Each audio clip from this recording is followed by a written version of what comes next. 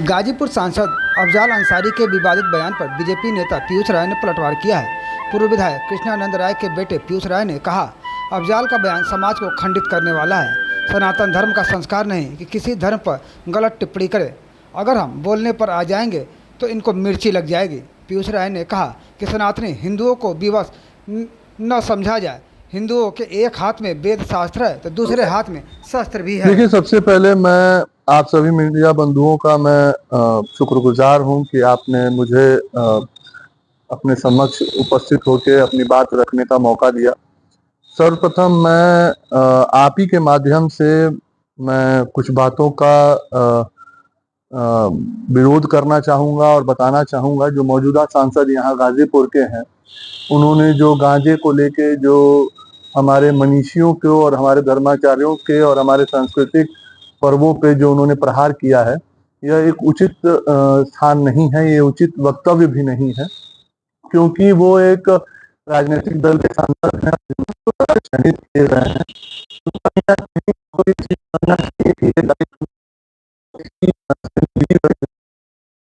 तरीके के बयान समाज में विखंडन प्रस्तुत करते हैं, क्योंकि मेरा मानना है कि जब बयान किसी भी धर्म के खिलाफ दिया जाता है तो यह जरूरी नहीं कि वो धर्म के बारे में जो व्यक्ति सुने उसको वो माने ही माने।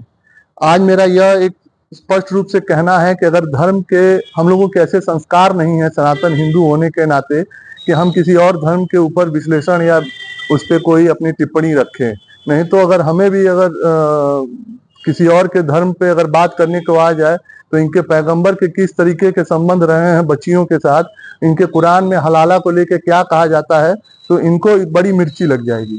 तो संजीदगी के नाते, एक उम्र का लिहाज के नाते ये अपेक्षा करता हूं आप सबके माध्यम से कि इस तरीके का बयान न दें। और निश्चित रूप से किसी भी हिंदू के माथे के तिलक और उसके शरीर पे धारण किए हुए जनेऊ और उसके गले में लटके हुए रुद्राक्ष को या उसके हाथ में उसके संस्कार के वेदों को वो अन्यथा न ले, क्योंकि एक हाथ में जरूर वेद संस्कारों के वेद हैं तो दूसरे हाथ में शस्त्र भी है।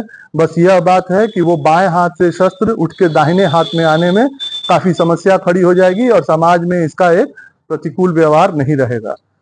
अफजाल अंसारी का ये कहना है कि जिस तरीके से शराब तस्करी हो रही है और लोग मारे जा रहे हैं, कांस्टेबल भी मारे जा रहे हैं, एनकाउंटर में भी लोग मारे जा रहे हैं प्रतिक्रिया में, तो जिस तरीके से बॉर्डर जो एक प्रदेश में बिहार है जिसपे शराबबंदी की गई है, वहीं उत्तर प्रदेश में बिहार के बॉर्डरों पे जो है शराब का जो है वो लाइसेंस दिया जा रहा है। तो उनका ये कहना था कि जिस तरीके से शराब को लाइसेंस दिया जा रहा है, भांग को लाइसेंस दिया जा रहा है, इसी तरीके से गांजा भी बहुत बड़े पैमाने पर पिया जाता है और उसको भी लाइसेंस दे देना चाहिए। उन्होंने सरकार से मांग भी की। देखिए, उनकी क्या मांगे हैं सरकारें से वो अपने पास रख सकते हैं, लेकिन हमारे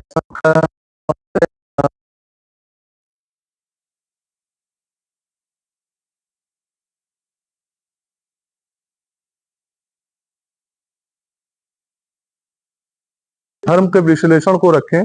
यही चुनाव रहा है, इस पे आप सब लोगों ने कवरेज किया है। इसी चुनाव के दौरान वो मंदिर मंदिर घूम घूम पूजा कर रहे थे, अपने चुनाव के लिए प्रचार प्रसार मांग रहे थे। तो निश्चित तौर से जनता ने उनको आशीर्वाद दिया है, जनता के कार्य करने के लिए, उनकी सेवा करने के लिए।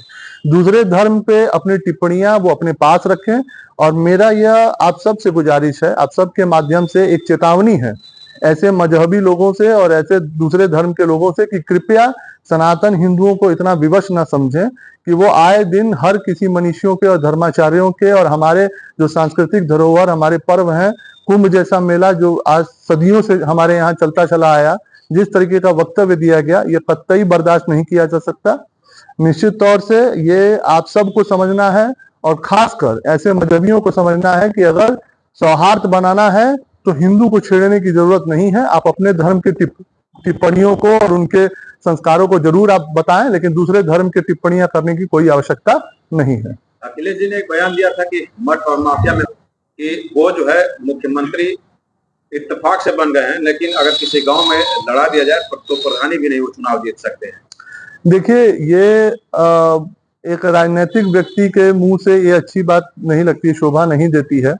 निश्चित तौर से आज विगत 8 साल से पूजनीय महाराज जी की सरकार उत्तर प्रदेश में चलती चली आ रही है।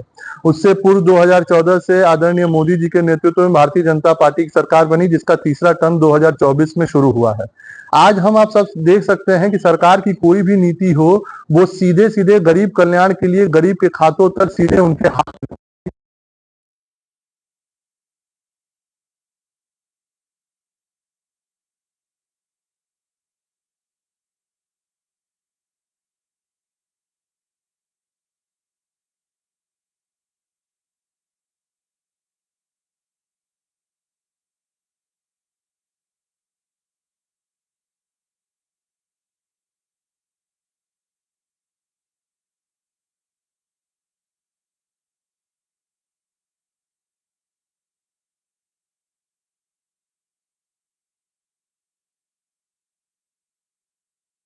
राजनीति करनी है, केवल पारिवारिक राजनीति करनी है, उनको दिक्कतें होंगी।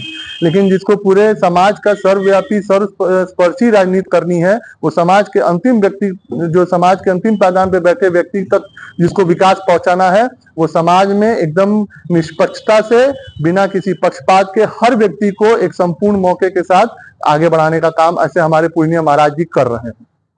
धर्म, जाति और लॉ एंड ऑर्डर को लेके तमाम जो है बवाल हो रहे हैं, तमाम आरोप प्रत्यारोप चल रहे हैं, क्या प्रतिक्रिया होगी इसको देखते हुए?